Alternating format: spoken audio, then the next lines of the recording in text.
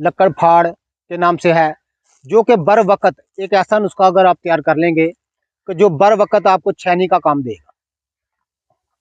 जिस तरह एक लोहे की छैनी लकड़ को फाड़ देती है, इस तरह अज़्वे तनासल, अज़्वे मर्दाना जो है बर वक़्त छैनी का काम करता है।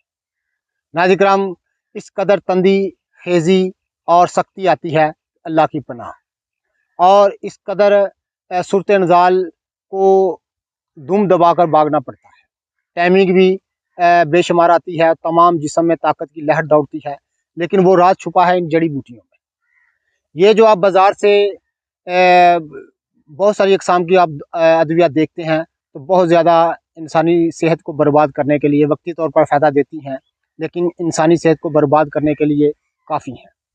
बहुत सारे अज़ाओं पर उनके मनफ़ी असरात होते हैं, लेकिन ये जो नुस्ख़ा मैं आपकी खिदमत में ख़ास सन्यासियाना राज़ आपकी खिदमत में अर्ज़ करने